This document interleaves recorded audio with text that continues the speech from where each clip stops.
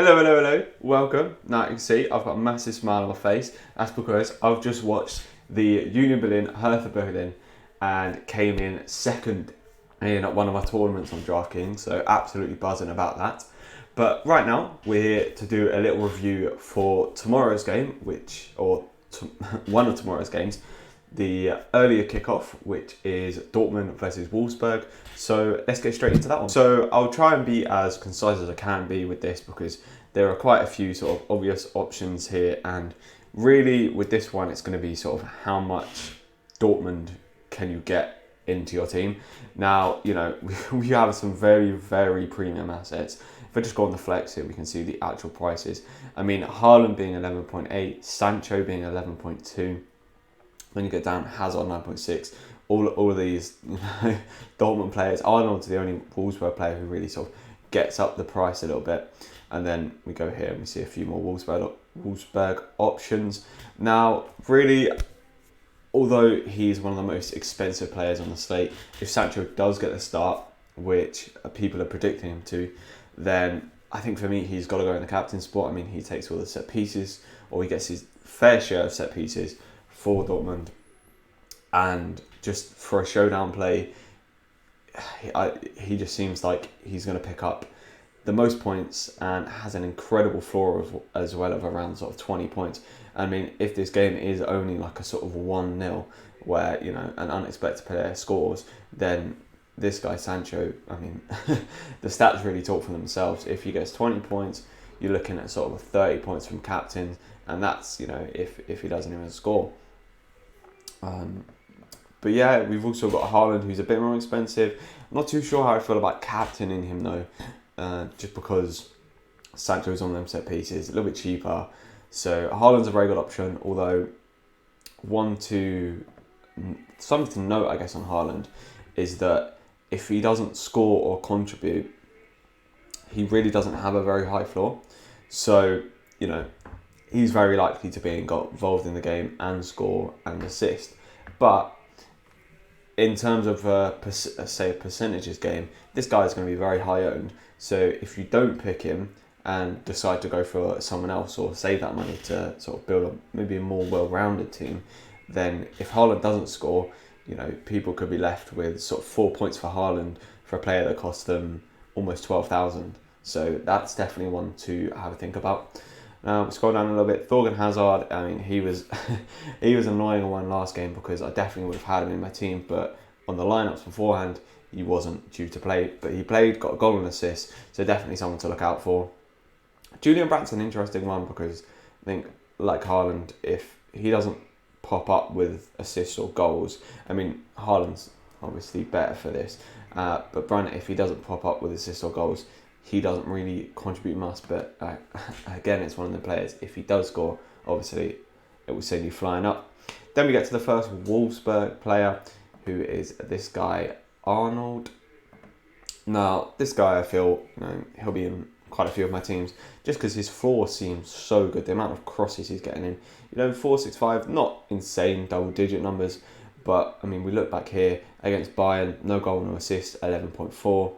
Against all these teams, he's getting at least sort of 10 points. For 8,600, he is a bit more on the expensive side.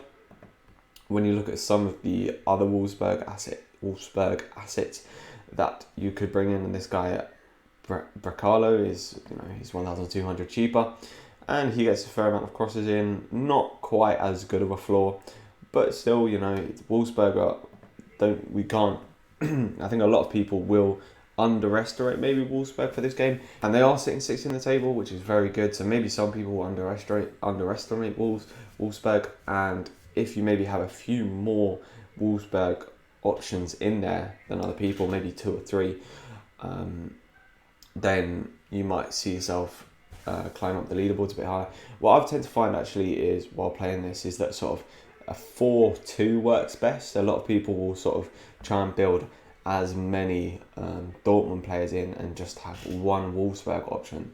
Whereas I've sort of found if you maybe leave a little bit, because the Wolfsburg players, for the majority of them, will be underpriced because they are, Dortmund are heavy favourites to win this game. So in terms of value for money, you could actually probably get quite a few better options in terms of Wolfsburg players. Now, if we're looking again here, I mean, Hakimi as a midfielder, 7.6k, someone I'm definitely looking at. Has quite a decent floor of around sort of 8, 9, 10 points. Gets plenty of crosses in. For 7.4k, could offer quite good value there. Guerrero's another guy who's pretty decent, gets some of the set pieces. However, last weekend he scored 2 goals, which makes me think that in terms of this, he's probably a little bit overvalued. If he was around 6 or 7k, definitely consider him. But for 8,000, I think there are other options to go for. Now we scroll down to Roman Berkey, who I'm definitely considering because, you know, if Dortmund, like they should, get the win and potentially, hopefully, a clean sheet, then, you know, Berkey, he brings in a save, 12, 14 points for 6.2k, great value. I can't see myself not picking him, at least for 18. Sort of, I tend to like to sometimes, you know, pick a team with 2 or 3 defenders, one of those being a goalkeeper. So at the end of the game, you know, you get a massive boost in points if a clean sheet and a win comes in. Now we scroll down a little bit more, and we're looking here at this guy Otavio, definitely another one to mention. He's whipping in the crosses, really getting down the line. And although he hasn't played many games this season, so we haven't had, you know, we've not got too many stats here to sort of judge him off. 6,000 for a player who gets forward a lot. I know these teams, I mean, against Leipzig being a very good team this season, he gets an 11.7 with no goal and assist, so he's one to consider as well for around that 6k value.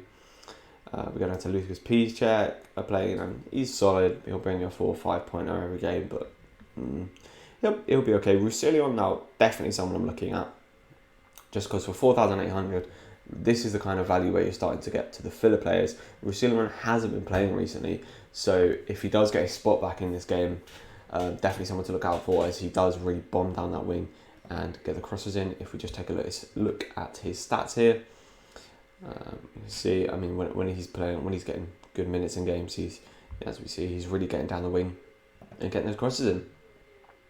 And we come to the sort of bottom end of the slate. Hummels, very solid pick. You know, if you have Sancho and Hummels gets a goal now and again from corners, so one to consider. Bit of a pump, bit of a filler, and if he gets a goal, a very nice player to have.